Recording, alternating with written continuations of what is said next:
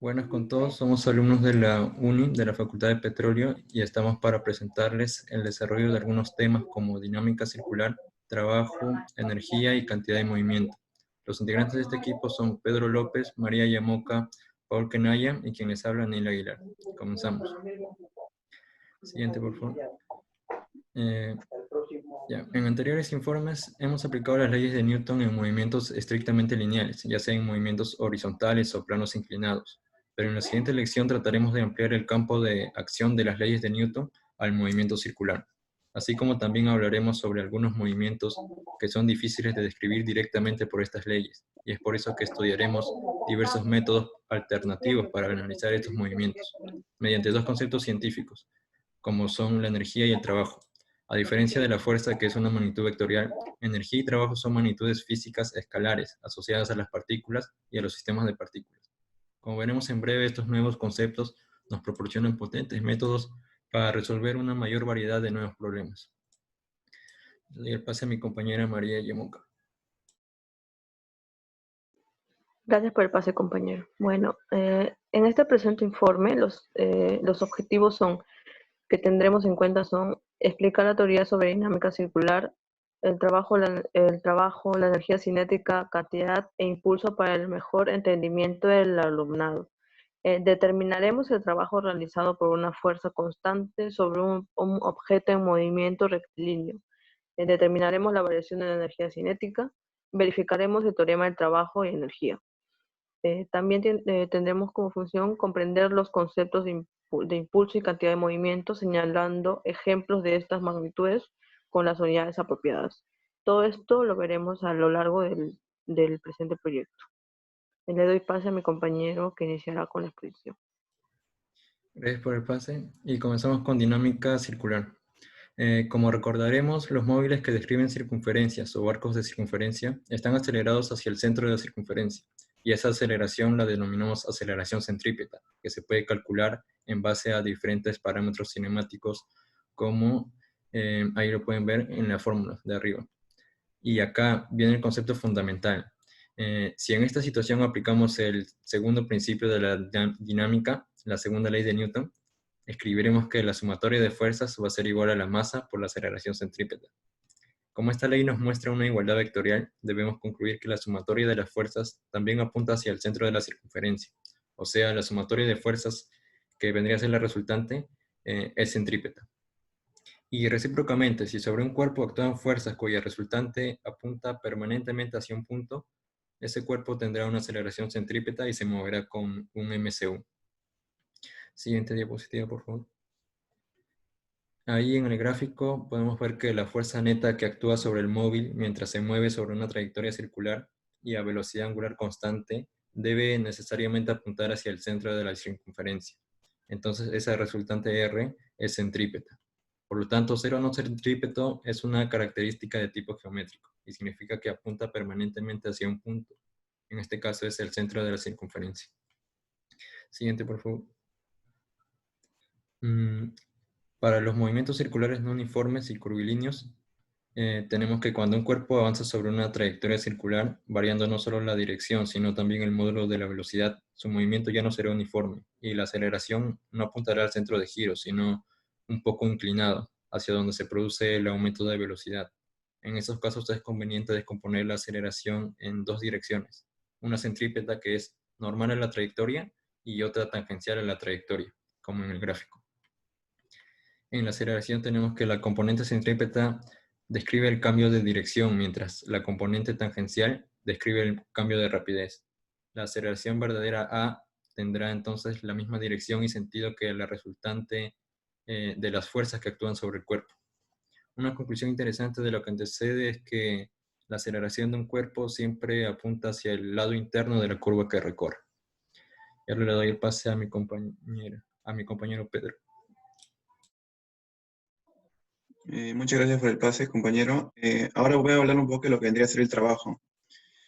Con respecto a lo que vendría a ser el trabajo mecánico, podemos decir que el trabajo mecánico va a ser desarrollado por una fuerza cuando ésta logre modificar el estado de movimiento que tiene un objeto.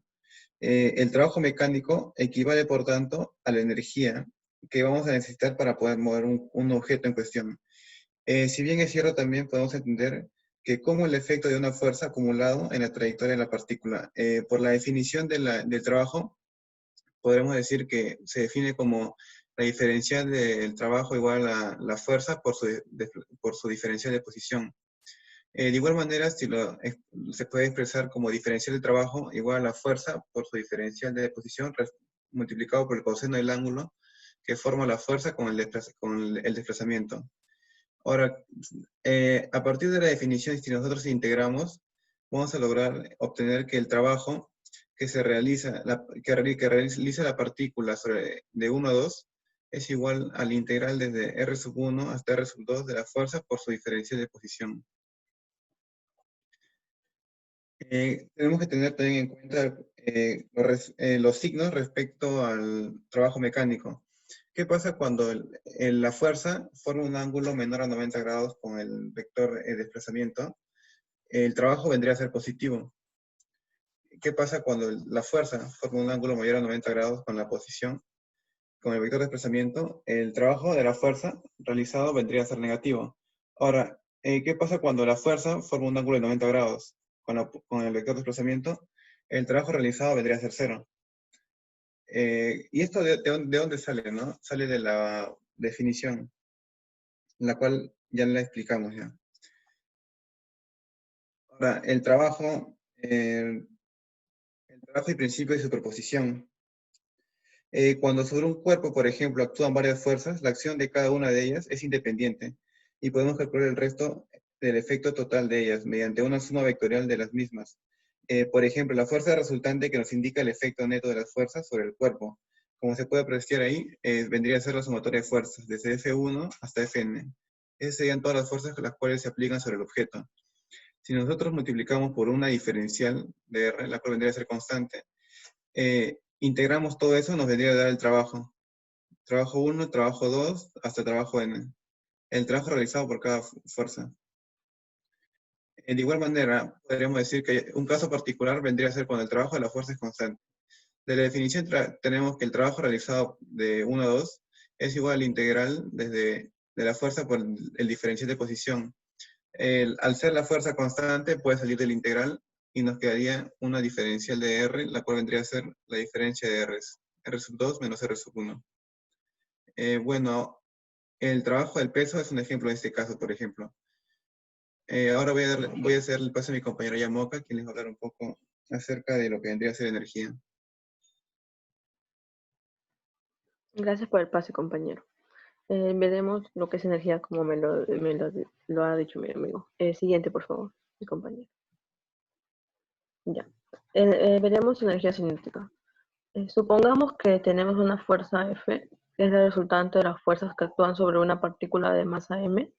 El trabajo de dicha fuerza es igual al segundo que mi compañero acaba de explicar, es igual a la diferencia entre el valor final y el valor inicial de energía cinética de la partícula. Tenemos lo que mi compañero explicó, el trabajo digamos, de A a B es igual a la integral de A a B de la fuerza diferencial de posición, ¿cierto? Ahora, analizaremos esta ecuación y tenemos que aplicando segunda ley de Newton, la fuerza es igual a la masa por aceleración por segunda ley de Newton.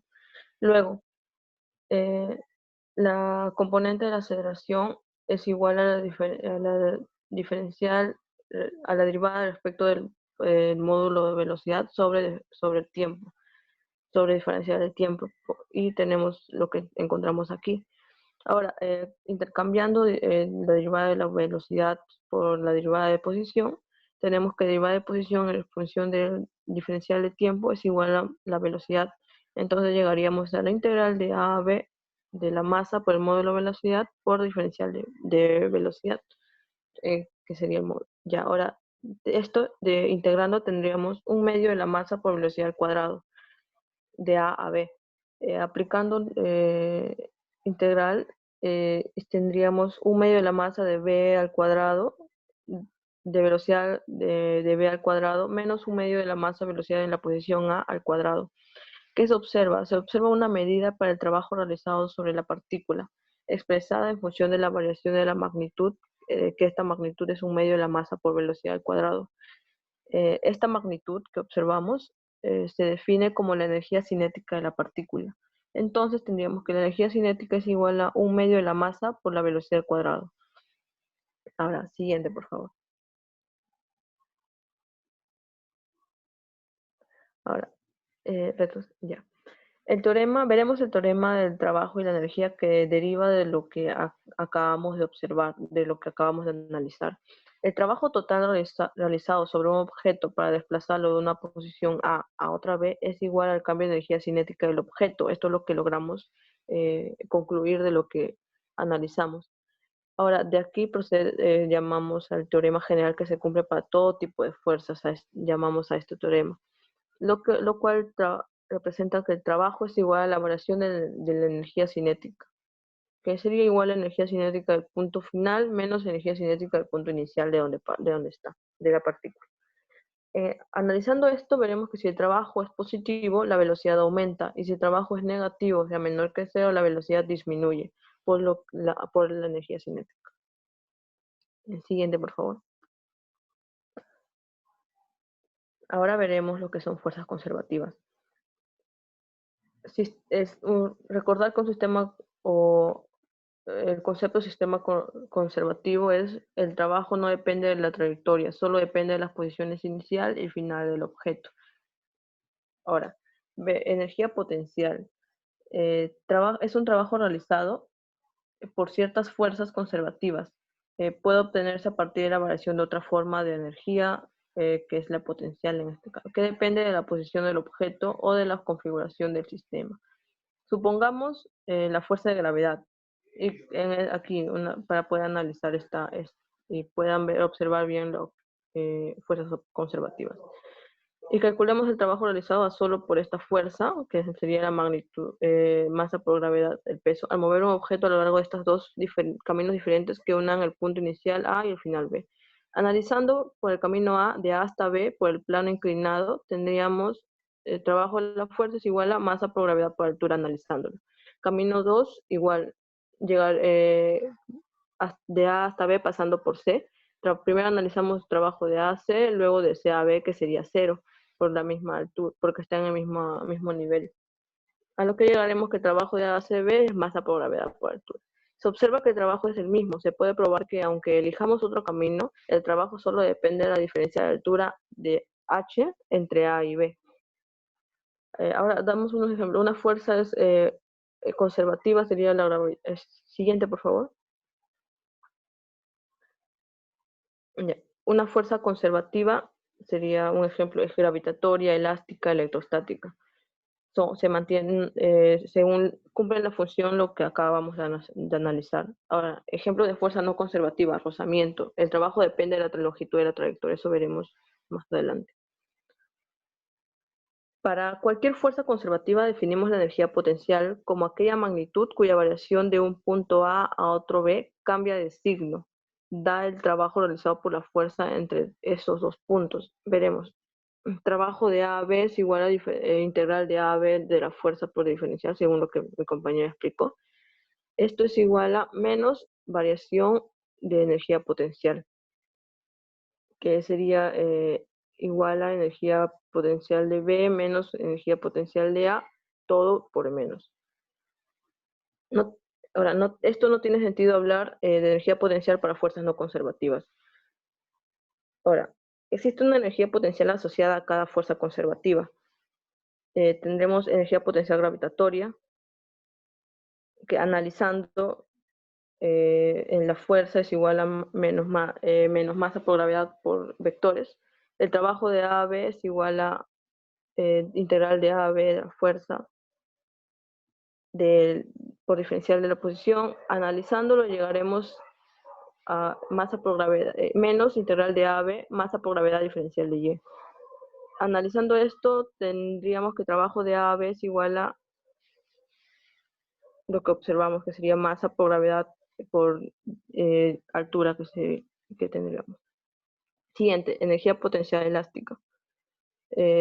Igual, hacemos el mismo procedimiento a lo que llegaremos que se cumple lo que es lo que es la conservación de energía, de la energía potencial, o sea, se cumple la diferencia. A lo que llamamos que es un medio de K por X cuadrado. Esto representa que es una energía conservativa, una fuerza conservativa. Ahora, siguiente, por favor. Conservación de energía mecánica. Consideremos un sistema sobre el que solo actúan fuerzas conservativas. El trabajo total realizado sobre las fuerzas desde A hasta B es igual a, sabemos que el trabajo es igual a la variación de energía cinética. El trabajo es igual a la variación de energía potencial. Analizando esto, llegaremos que energía cinética en A más energía potencial en A es igual a energía cinética de B más energía potencial en B. A esto le llamaremos energía mecánica. Y como observamos, es una constante. Si actúan simultáneamente distintas fuerzas conservativas, entonces la energía potencial es la suma de todas ellas. En la conservación de energía y fuerzas disipadas.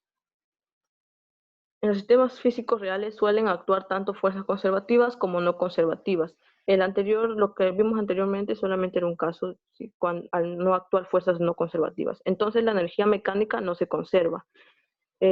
Sabemos que el trabajo es igual al trabajo de las fuerzas conservativas más el trabajo de las fuerzas no conservativas, que es igual a la variación de energía cinética. Ahora, el trabajo de las fuerzas conservativas es igual a menos variación de energía potencial, ¿cierto? Analizando esto, llegaremos al trabajo de las no conservativas es igual a diferencia de energía cinética más diferencia de energía potencial, igual a que esto es igual a variación de energía mecánica. Por tanto, el trabajo realizado por las fuerzas no conservativas es igual a la variación de energía mecánica del sistema. Se cumple además el principio de conservación de la energía, que sería la energía no se crea ni se destruye, se transforma, ¿cierto? Siguiente, por favor.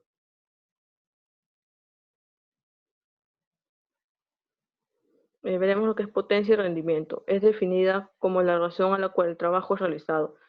Potencia media es igual a potencia el trabajo sobre todo el tiempo determinado. Queremos hallar la potencia instantánea, es igual al límite de este tiempo limitado a cero, ¿cierto? Como observamos. Y nada, bueno, observamos la unidad que es el watts y el rendimiento que sería potencia útil entre potencia entregada por 100. Paso mi compañero, le doy el paso a mi compañero Paul.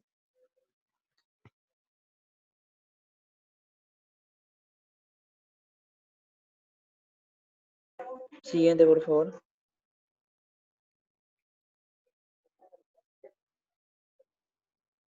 Bueno, ahora para comenzar a definir lo que vendría a ser cantidad de movimiento anterior, debemos tener en cuenta que la cantidad de movimiento está definida es un vector el cual está definido por los siguientes componentes, que vendría a ser el producto escalar de la masa por la velocidad que tenga cada cuerpo. Ahora, no yendo tan lejos, nosotros podemos relacionar esto acá, sabiendo nosotros que si nosotros derivamos en ambos extremos tanto la cantidad de movimiento como el vector velocidad, nos podemos apreciar que tenemos una relación que sería entre fuerza y cantidad de movimiento, que sería que la fuerza es igual a la derivada de la cantidad de movimiento respecto al tiempo. Ahora, esto solamente es para una partícula. ¿Qué pasaría si nosotros análogamente comenzamos a analizar para 2 y para n? Si nosotros analizamos para dos partículas, habremos podido escuchar de que se dice de que las fuerzas internas no interactúan. Sin embargo, no es que sea de esta manera, sino de que estas fuerzas al momento de interactuar en los cálculos matemáticos, por el principio de acción y reacción, al sumarlos, estas fuerzas como son opuestas, cuando se suman serían igual a cero. Es por eso que como resultado podemos apreciar que solamente vemos las fuerzas externas, como ven en la parte derecha, tenemos que como resultado la derivada de la cantidad de movimiento 1 más la cantidad de movimiento 2 respecto al tiempo sería solo la fuerza externa 1 más la fuerza externa 2. ¿Qué pasaría si somos un sistema de n partículas? Entonces, en el sistema de n partículas tampoco interactuarían las fuerzas todas las fuerzas internas de ellas, ya que al sumarlas unas con otras se cancelarían. Es por eso que nosotros tendríamos que la derivada de la cantidad de movimiento de un sistema de n partículas respecto al tiempo simplemente sería igual a su fuerza externa de todo este conjunto de sistemas, ¿no? Siguiente. Ahora relacionamos la parte de impulso y cantidad de movimiento. Recordemos que para relacionar esto de acá, nosotros sabemos que el impulso vendría a ser cuánto ejerce la fuerza en un pequeño intervalo de tiempo. Es por eso que tenemos que el impulso es igual al integral de un pequeño intervalo de t1 a t2 de la fuerza en función del tiempo por la variación de tiempo. Bueno, sería ahí diferencial de tiempo, ¿verdad? Si nosotros queremos relacionarlo con la cantidad de movimiento de la relación anterior, nosotros tenemos que la fuerza es la derivada de la cantidad de movimiento respecto al tiempo. Si unimos esto, tenemos que el impulso es igual a la variación de cantidad de movimiento en un pequeño intervalo. Ahora, yéndonos más lejos, que son las fuerzas impulsivas. Las fuerzas impulsivas nosotros las podemos calcular de paso con el teorema de valor medio. Sin embargo, su definición de estas serían aquellas fuerzas que tienen que son que en un intervalo de tiempo muy pequeño, de orden de 10 a la menos 3, llegan a alcanzar fuerzas muy grandes. Ahora, como pueden ver ahí, esta fuerza puede ser representada por una fuerza media. Esta fuerza media la misma magnitud para poder generar el mismo área bajo la curva, lo cual nos representaría simplemente el área de una fuerza impulsiva bajo una curva expresada en un área de un rectángulo, el cual tienen el mismo valor. Ahora, las colisiones, el tipo de colisiones que se pueden encontrar son elástica, inelástica y completamente inelástica, en las cuales en todas ellas se mantiene la cantidad de movimiento, en la primera se conserva la energía y en las dos últimas no se conserva la energía, ya que se va a desprender en la parte, se va a desprender energía y es por eso que la energía final va a ser mucho menor que la inicial. Bueno, siguiente. Pasemos con la parte de ejercicios, por favor. Bien, ahí comenzamos y tenemos que nos dicen, el sistema de dos cuerpos de la figura gira en una mesa horizontal y con rozamiento despreciable, de modo que los cuerpos se hallan alineados con el centro y realizan 2 vueltas por segundo. Si las masas respectivas son 0,5 y 1,5, determinan las intensidades de las fuerzas sobre cada cuerpo. Entonces, primero realizamos un DCL de las partículas y ponemos, claro, los pesos, las normales y las tensiones. En este caso, las tensiones las dividimos en dos, en una interna que está más cerca al radio y una externa que está un poco más alejada. Analizando en el eje, en el eje primero, donde están la normal y el peso, vemos que ahí se anulan esas fuerzas, por lo tanto sería ineficaz tratar de analizar en ese caso, por lo que nos vamos de frente a la dirección radial, al eje radial, donde ahí sí analizamos primero. La sumatoria de fuerzas va a ser igual a la masa por la aceleración centrípeta. Para el caso del cuerpo 1, tenemos dos fuerzas, la tensión E y la tensión I, donde que están en sentidos opuestos, por lo que se van a restar. Sería igual a masa 1 por la aceleración 1 del cuerpo 1, aceleración centrípeta del cuerpo 1. Para el cuerpo 2 tendríamos lo mismo, a excepción de que en esta solo actúa la tensión E. Entonces, recordando que aceleración centrípeta va a ser igual a la velocidad angular al cuadrado por el radio, elevamos la velocidad angular al cuadrado, que sería 4pi cuadrado por la frecuencia al cuadrado, y reemplazamos los datos que nos dan ahí en el problema. Para el cuerpo 1 nos queda que va a ser igual a 4pi cuadrado por la frecuencia al cuadrado por el radio, y donde nos queda que la aceleración centrípeta de 1 es 79 metros por segundo al cuadrado. Y para la aceleración centrípeta 2 hacemos lo mismo, solo que en este caso el radio ya no va a ser de 0,5, sino que va a ser de 1. Igualmente, si reemplazamos, nos va a quedar que la aceleración centrípeta 2 va a ser igual a 158 metros por segundo al cuadrado. Una vez con esos datos, ya podemos reemplazar en la tensión exterior. Si reemplazamos, multiplicamos masa por la aceleración centrípeta, como es la única fuerza que actúa, entonces eso será 237 newtons. Y para hallar la tensión interna, le restamos la tensión externa. Y igualmente multiplicamos la masa por la aceleración y nos quedaría que la tensión interna va a ser igual a 276 newtons. Y así queda resuelto el problema. Y ahora pasemos al siguiente.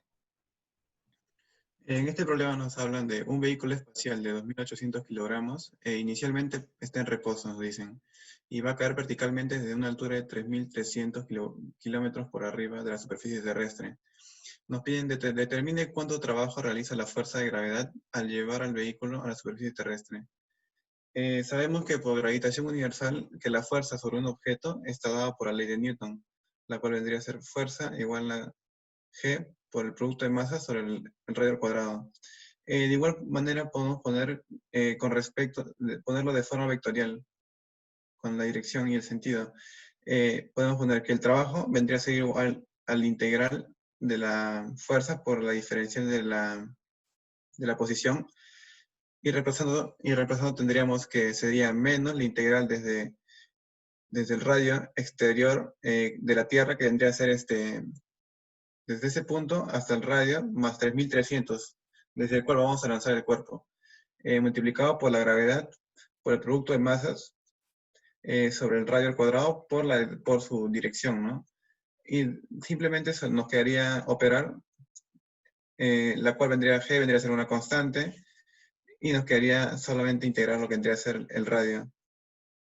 Tenemos que el radio de la Tierra, por dato, vendría a ser 6,38 por 10 a la 6 metros, y menos 6,38 más el radio que te dan ahí, a una cierta altura que vendría a ser 3,30, multiplicamos por 10 a la 6, y operamos y nos quedaría el trabajo, vendría a ser igual a 6,0 por 10 a la 10 joules.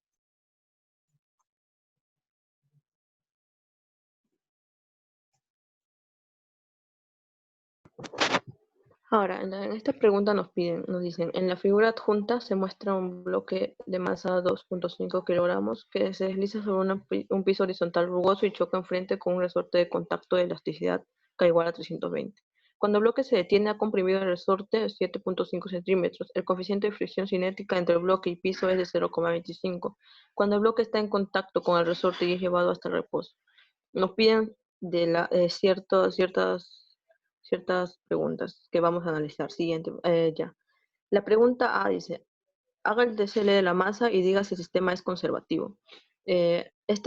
Como observan en la imagen, este sería el DCL. La fuerza del resorte, la normal, el peso y la fuerza de fricción. Al haber fricción, entonces no es conservativa. Siguiente, por favor.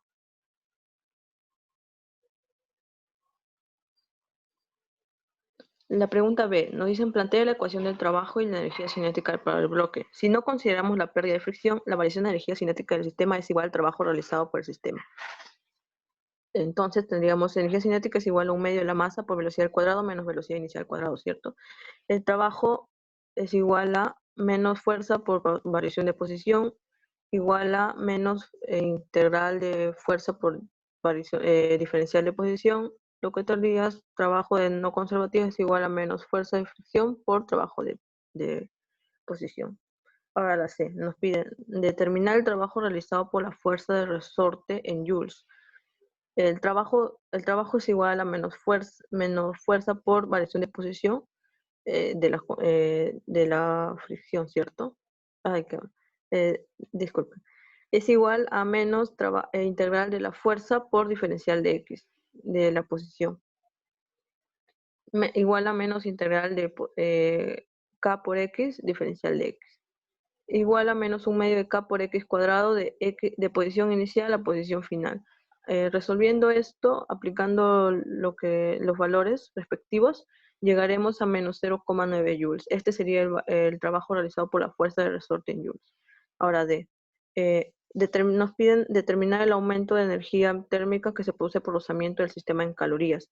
Variación de calor es igual a trabajo de las no conservativas, ¿cierto? Esto es igual a menos fuerza de fricción, variación de posición. Analizamos esto, es menos el mu sub k por la masa, por la distancia, por variación de distancia aplastada, comprimida por la variación de la posición. Reemplazando los datos, llegaríamos a 0,46 joules, ¿cierto? Ahora, ¿Cuál es la rapidez que tiene el bloque antes de chocar en el resorte? Es la pregunta E. Sabemos que variación de energía mecánica inicial es igual a variación de energía mecánica final. Analizando esto, sería variación de energía mecánica inicial es igual un medio de masa por velocidad al cuadrado, igual a, analizando, pues solamente tenemos velocidad inicial. Analizando tendríamos un medio de velocidad 1.25 por velocidad inicial al cuadrado. Ahora, energía mecánica final es igual al trabajo conservativo menos trabajo no conservativo.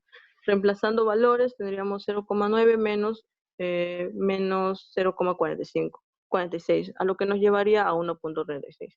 Igualando estas dos condiciones, llegaríamos a 1.25 velocidad inicial al cuadrado es igual a 1.36.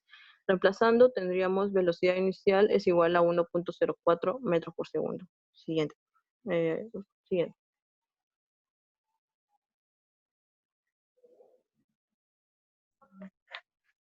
Bueno, acá podemos apreciar un pequeño ejercicio de cómo podemos relacionar la cantidad de movimiento, la conservación de la cantidad de movimiento. Como pueden ver, nos piden cuál es la velocidad del sistema después de 200 segundos cuando hay 500 balas. Nos da una relación del dato que nos dan, que es cada bala se va a disparar cada 2 segundos, entonces hacemos una pequeña regla de 3 simples, lo cual nos dará que se disparan 100 balas.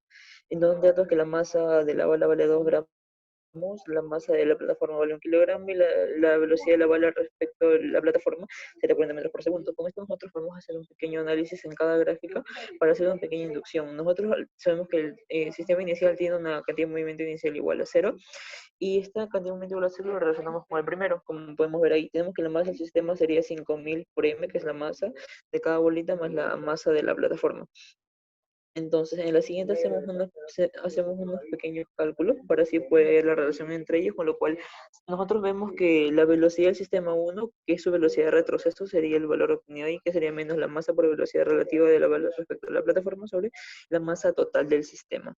Ahora, en el segundo caso, cuando esta sea en el segundo disparo, nosotros podemos apreciar de que la manera de calcular sería de manera análoga, ya en la cantidad de movimiento del sistema en 1 y en 2 sería el mismo, simplemente con la velocidad de retroceso, como pueden apreciar ahí, ¿no? Lo cual nos llevaría a que la velocidad del sistema 2 sería velocidad del sistema 1 menos la masa sobre menos m, la masa del sistema menos m por la velocidad relativa de la bala respecto a la plataforma. Análogamente, en la siguiente PPT podemos apreciar lo siguiente. Siguiente, por favor. Como ustedes pueden ver, los cálculos son muy similares al primero. Igualamos cantidad de movimiento inicial con finalos, en este caso sería el 2 con el 3, para nosotros poder obtener de manera análoga que la velocidad del sistema 3 de su retroceso al disparar a la tercera bala sería velocidad de C2 menos la masa sobre M, masa total del sistema menos 2 veces la masa por la velocidad relativa. Si nosotros en la parte inferior izquierda vemos, hacemos el método de inducción para poder saber cómo sería la velocidad del sistema en el disparo número 5, es decir, la velocidad del sistema 99 menos m sobre el más sistema menos 99 por su velocidad relativa. Si nosotros sumamos todo esto acá, vemos que va a haber velocidades que se van a eliminar y nosotros tenemos lo siguiente, que la velocidad del sistema en el disparo 100 es igual a la velocidad del sistema al inicio menos la suma de cada uno respecto a su masa del sistema menos la masa en cada disparo que se ha dado, ¿no? Nosotros hacemos los cálculos por medio de las sumatorias y podemos obtener que la velocidad en el sistema sería menos 4.21 metros por segundo. Así que con esto podemos dar que ese es el resultado en el intervalo número 100 de manera análoga para todo. Bueno, podemos concluir lo siguiente, ¿no? Que en la parte de dinámica, gracias a las leyes de Newton, podemos apreciar de que gracias a estas acá, al tenerlas bien claro en su base teórica, podemos hacer la dinámica circunferencial de manera precisa y sin ningún tipo de complicación. De la misma manera que en el trabajo debemos tener en cuenta siempre la fuerza en función al eje que nosotros vamos a tomar para así saber si el trabajo realizado es positivo o negativo. De manera análoga en la energía, nosotros hemos concluido que la energía es todo aquello lo cual nos da la capacidad de realizar trabajo y podemos relacionar la energía junto con el trabajo para hallar nosotros de manera que vendría a ser un potencial, ya que eso vendría a ser el trabajo por unidad de tiempo, que sería un tipo de energía, ¿no? Ahora, en lo último hemos podido concluir de que podemos relacionar la cantidad de movimiento junto con el impulso. ¿De qué manera? Gracias a su derivada, ya que la derivada de uno nos puede generar de que se relacione esto y tener que el impulso es igual a la versión de cantidad de movimiento. Bueno, gracias por todo. Gracias por su atención. Que tengan un buen día.